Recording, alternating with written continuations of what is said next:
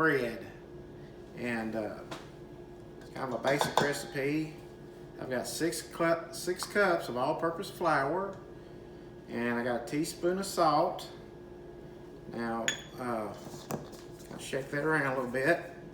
One thing you want to remember, and I've learned the hard way, is with salt, salt kills yeast, so you don't want to use too much salt in bread. And you definitely don't want to add it with your yeast. And that's what we're getting ready to do over here on this. I've got 2 cups of warm tap water. You don't want it boiling. You know, they say like 110, 115 degrees. I just do it till it feels warm. I got a packet of rapid rise yeast. Pour that in there. And then I got a teaspoon of sugar. Now the sugar is supposed to help the yeast to proof. There's our flour. And we'll use our stand mixer with a dough hook. And we'll look over here at my yeast, see if it's proofing. And probably hadn't been quite 5 minutes yet. Don't stir it too much. It's fresh, you know, you just want to make sure the package of yeast is fresh. You know, check the date on it. You know, you want to keep it in a cool, dry place. You know, you don't want to store it where it's hot or super cold or anything, but it is starting to bubble a little bit. It's starting to foam up, so I think it's going to be okay. And then when we get ready to do this, sometimes, you know, you might have to add, if it's a little bit too sticky, you might have to add a little bit more flour once it starts mixing, or if it's too dry, you might have to add just a touch more water. So I think it's going to be okay. So we're going to go ahead and pour that in our mixing pan. And put our dough hook on here.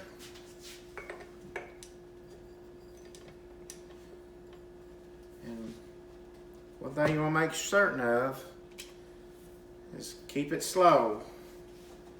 My little boy likes to come along and try to turn it on high on me and goes everywhere. So start out slow. So we're going to let it go for 2 or 3 minutes to get mixed good.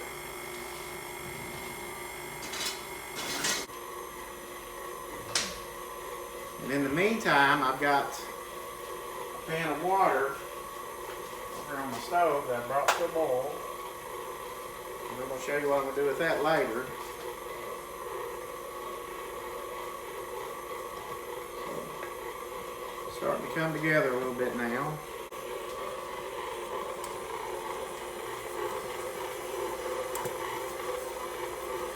Bring it up a notch.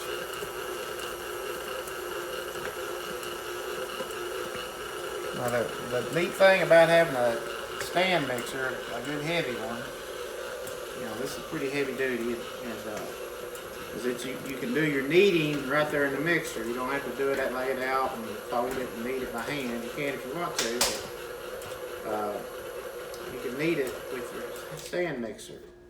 So I'm going to check it here, and that feels pretty good. It's just a little touch sticky, but I think that's about right. You know, it don't really come off on my hands, so we're going to let it go for probably a total of 10 minutes, counting what we mixed, so probably another 6 or 7 minutes, and it'll be ready to turn out. So it's been about 10 minutes. So one thing I want to tell y'all is when you use your stand mixer, you don't want to walk off, because if you do, it will walk off, because it'll walk across the counter. So, you know, hang around. So we're going to turn that off and take a look at it here.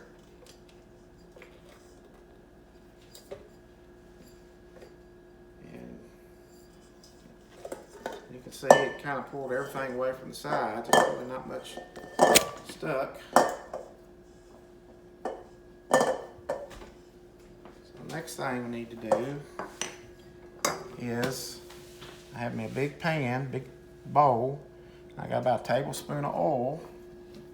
I'm gonna put that in there. I want to have that. And then we'll get our ball of dough out.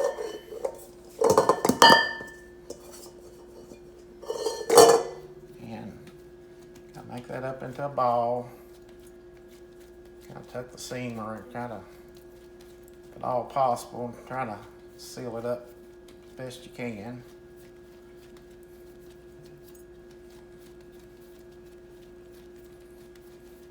And then we put it in the pan.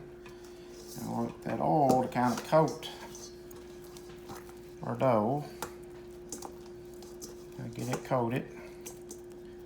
And then I'm going to get a clean towel. I'll lay that across the bowl. And I've got my shelf in my oven. Put down. I can put this tall bowl in there. And I told you about the water. The reason for the water is we're going to put that hot steamy water in the oven underneath our bowl of dough. And we're going to let it rise for about an hour, and that moist heat will help it rise. I mean, you can let it rise out on the counter if it's kind of warm in your kitchen, but this here is just a handy way to do it. You can do it any time of the year. So we'll give it about an hour to rise and see what it looks like then.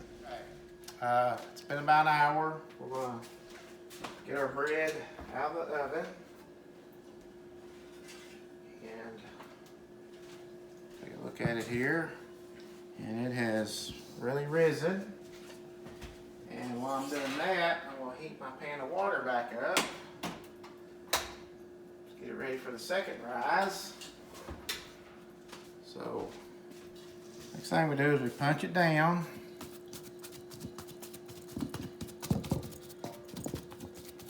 Now you can, what you can do now is you can just put this in loaf pans if you like. But I think we kind of like crusty bread, so I'm going to make it kind of in loaves. We'll cut it 2 pieces and make 2 loaves. Sort of crusty French bread, sort of Italian bread, that kind of style. So I've got me 2 pans here that have been sprayed with cooking spray. And I'm gonna try to get the seams out of as much as I can. Just gonna form me it looks like a mini loaf right now. There's one. And here's the other one.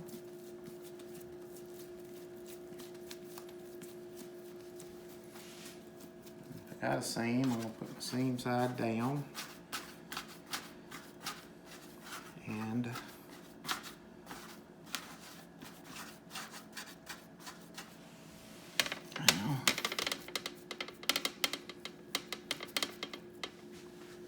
next, we're going to pinch it together. We're just trying to pull apart. I'm going to cover it back up. Get a towel to go over this other loaf.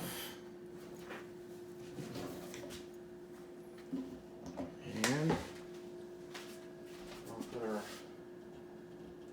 water's still pretty hot, so we're going to put that back in there. That help. So we'll just put it back in the oven, which is serving as a proofing box right now.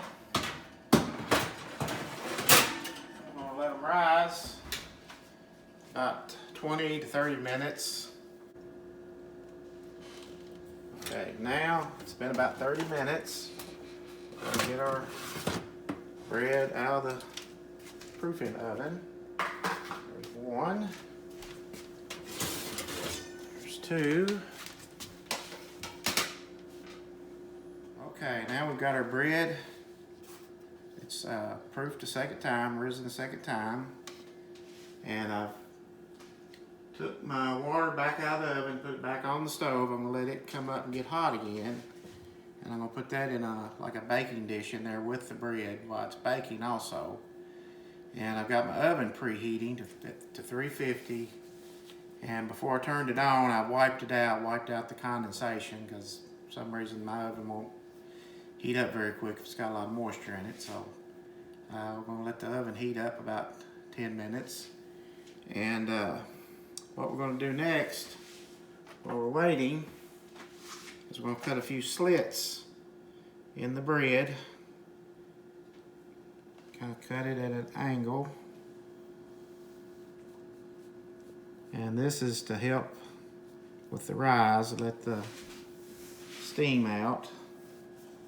You kind of cut it, your knife kind of at an angle. And so when the oven heats up, we're going to put that back in the oven for it'll probably take about 20 minutes. You want to kind of watch it. After about 15 minutes, I'm going to pull it out and put an egg wash, which is a egg white with a little bit of water, about a teaspoon of water, whisk it up, and put that on there for like the last few minutes to kind of give it a nice coating and brown, and hopefully make it a little crunchy. The oven is preheated and ready. Now I'm going to put, I've got a baking dish with about an inch of hot water. And put it down on the bottom carefully. I'm going to get my bread, put that back in there.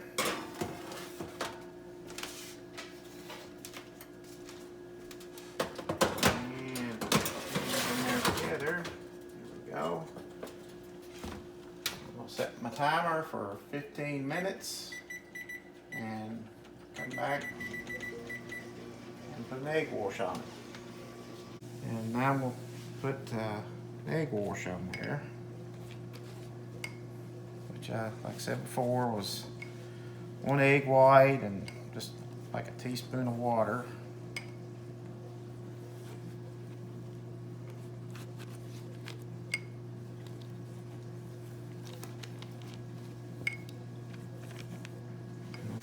Now I'm going to put a little bit of pretzel salt on there.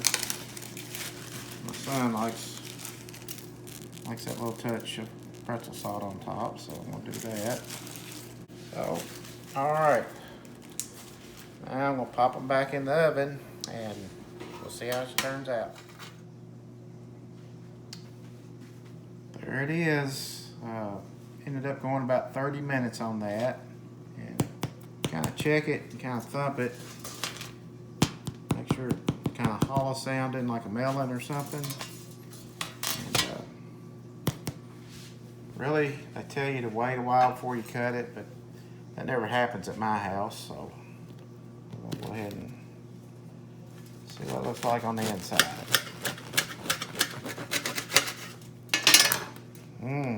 It's good enough to eat.